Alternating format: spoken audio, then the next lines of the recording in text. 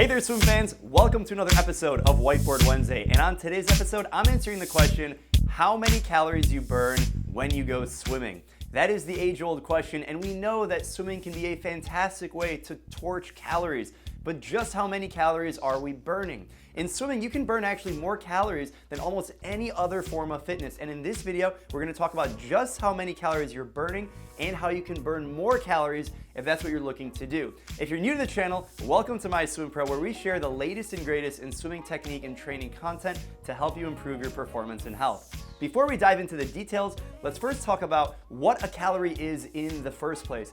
Basically, a calorie is a unit of measure expressed as the energy needed to raise the temperature of 1 gram of water through 1 degree Celsius. This is actually called a small calorie, and a kilocalorie is actually 1,000 times this, and this is what you would see on the back of ingredients to see how many calories are in the food that you eat. If you want to get really nerdy, this unit of measure is actually equal to 4.1868 joules. Now, what are the variables that control how many calories that you're burning? Because we'll talk about the different strokes and how many calories you burn within each of them, but what are the variables that actually dictate how many calories you'll actually burn? It turns out there's two kinds of variables, the basal metabolic rate, and this is actually something that you have no control over because this is your actual body human physiology. This would include your weight. Obviously, a lighter person is going to burn less calories than a heavier person. This would include your body type, the composition between the fat and muscle percentages that you have. The more muscle you have, the faster you can burn calories. Gender, male versus female, men burn about 10 to 15% more calories than women. These are all integrated together, and of course your age. As you get older, you burn calories more slowly because you have less muscle mass, and again, why men and female differ is a lot of that to do with the body composition. A lot of these things you cannot control in the short term. The amount of calories you can burn based on your basal metabolic rate is actually predefined for what your body type is, how old you are, and your gender. So there isn't anything you can do about that. However, there are a few other variables that can actually change significantly, and that will impact how many calories you burn. The first is the intensity of the workout. How hard are you working? What is your heart rate as a unit of measure throughout a certain specific duration of that workout? What stroke type are you doing? Because we'll talk about the different strokes and how you burn different amount of calories doing different types of strokes. We'll talk about the time. Obviously, if you swim for 60 minutes, you're going to burn more calories than if you swim for 5 minutes. So that's obviously a big factor. And notice how I didn't talk about distance. Distance is actually less relevant when it comes to this. It's actually the amount of time that your body is spending in different energy systems at different heart rates. Also, the water temperature. This is actually a big one people don't think about. If the water is colder, you can actually burn more calories because your body has to keep itself warm. If the water is warmer, you can also burn more calories because your body has to cool itself down. Now, this can actually work counter to that. If the water is too cold or if the water is too hot, it can actually be unhealthy for your body. So make sure your temperature is regulated and you're not swimming in anything that's too cold or too hot, but that does impact how many calories you burn. So just how many calories do you actually burn when you go swimming? Well, there's a few different factors, and what we can do is look at different studies, and one study that looked at 1 hour of swimming across 4 different body weights, swimming freestyle at a slower pace and a faster pace. Now, of course, this is a relative measure, and these aren't the exact numbers for you. We'll link in the description a calculator that you can use to figure out relatively how many calories you're burning. Again, this varies greatly based on the person, how big they are, their body composition, male, female, all that good stuff. But we'll take a look at these numbers. So you have a 130-pound individual, which is about 59 kilograms for our metric friends. And if you're swimming slow freestyle, again, slow and fast is relative, we're talking about 413 calories in that 1 hour period. That same individual, if they were to swim faster for that 60-minute, 1 hour duration, we're talking 590 calories. That's a pretty big difference in calorie burn for the same individual. If we have a 155-pound person, 70 kilograms, we're talking 493 calories all the way up to 704 calories.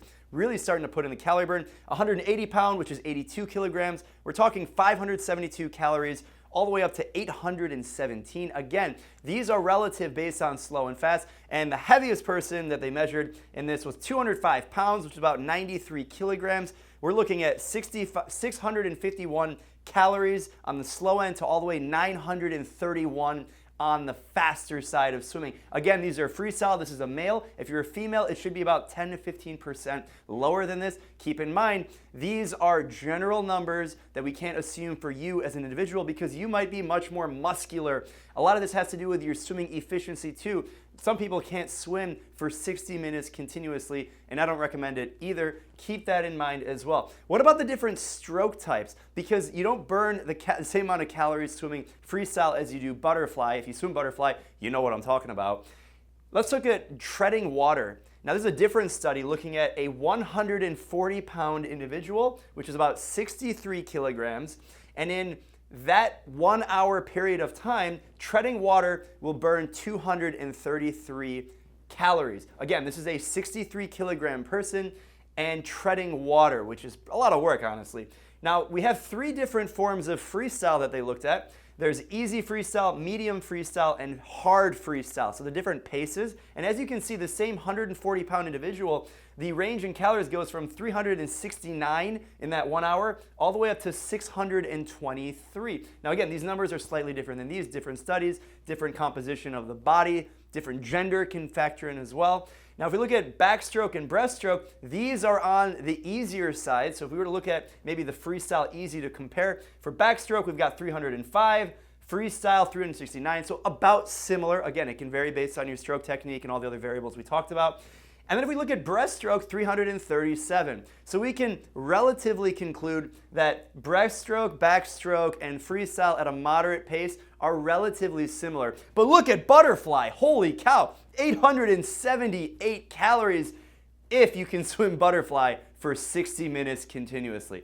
Obviously, you're unlikely to swim any of these strokes for 60 minutes continuously, but it gives you an idea of the breakout per stroke. Obviously, butterfly is much more difficult, much more taxing on your body, and most people can only swim a 25 or a 50 or 100 butterfly without completely falling apart. So it's important to mix up your strokes. A lot of time when we're talking about calorie burn, people like to compare swimming to other sports, whether it's weightlifting or other endurance sports like running or cycling. Let's take a look at other sports, how swimming compares. If we take a look at running, again, this is assuming a 1 hour period of time, and let's say you can run at a 9-minute mile pace. So you're not running Eliud Kipchoge pace, but you're definitely moving. 9-minute mile pace is not that slow. And anywhere from 649 to 1,024 calories in that 1 hour period of time.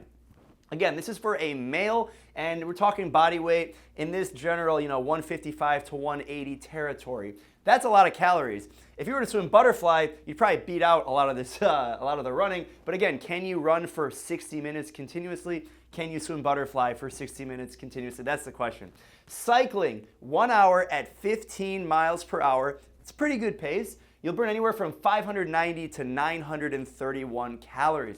Now these activities, swimming, running, and cycling, are 3 of the most endurance and body taxing types of physical activity that you can do. Obviously, you're burning more calories with these 3 activities than you would from, say, walking or doing something like yoga, because your heart rate is elevated, and these are aerobic activities because your heart rate is elevated for a certain period of time, and you're using the different energy systems differently than, say, a sprint activity where you're only using a lot of muscles, a lot of energy in a very short period of time. If you haven't already checked out the video, what happens to your body when you swim? That's a great Whiteboard Wednesday. We'll link it in the description below. Let's now talk about how to burn more calories. If you came to this video and your goal is to actually burn more calories because you're swimming for fitness, maybe you're trying to lose weight, look no further. The first step to burning more calories is to smash the like button and make sure you subscribe to my Swim Pro to get more awesome technique and training tips. After you've liked the like button and you like this video, think about high intensity training, incorporating that higher effort so that we can manipulate this variable, which is controllable, and apply more calorie burn to your workout. So instead of swimming 60 minutes continuously, we'd like to swim in shorter durations at a higher intensity, and we'll talk about this workout and how we can do that. The third is to swim all of the strokes. We talked about the variation here, but there's actually a compounding effect, which is more so than just swimming a little bit of each of the strokes. When you swim all of the different strokes, you engage more muscle groups, and that combination across butterfly, backstroke, breaststroke, even kicking streamline or with a kickboard can actually amplify the amount of calorie that you burn, and it keeps it much more interesting. Also check out the Whiteboard Wednesday video I did that talks about why you should swim all 4 of the strokes. Now the fourth is to use equipment, and equipment we're talking about fins, paddles, maybe it's a parachute, maybe it's a snorkel. Any of these pieces of equipment engage more muscles, and this muscle engagement will actually allow you to burn more calories and make you work harder, tying back to that intensity piece here, because you're able to amplify the amount of calorie burn through muscle engagement. Now I alluded to this workout. This is a high calorie workout, as I would say, because it incorporates all the different strokes, it incorporates different equipment, and it incorporates different intensity levels so that you're changing the speed of your swimming. If you're not familiar with structured workouts, we'll link something in the description that explains how structured workouts are set up with interval training and everything like that. But for this workout, no intervals. Let's take a look at it. We're starting with a 300 freestyle, so that's 12 lengths in a 25-meter yard pool. You're gonna go basically 650s in a long course pool. After your freestyle, to get your body warmed up, then we're gonna go 650s kick, and we're gonna swim these or kick these with fins. So we're gonna put on the fins on our feet, we're gonna get that muscle engagement, and this will really allow you to engage your core, your glutes, hamstrings, hip flexors, and get the muscles firing in a way that they wouldn't be able to do that without the fins. Then we're gonna go 3 100s IM. IM is short for individual medley, butterfly, backstroke, breaststroke, freestyle. We're gonna hit all the different strokes, and what I mentioned in terms of amplifying the amount of calorie burn, this is a great way to do it in the warm-up because you've already warmed up the freestyle, you've got the legs and the core warmed up, and now we're gonna hit it at the end of the warm-up, warming up all of the different muscle groups for all the different strokes. The main set is gonna go 4 rounds. We go a 200 pull, and we're gonna swim this 200 with paddles.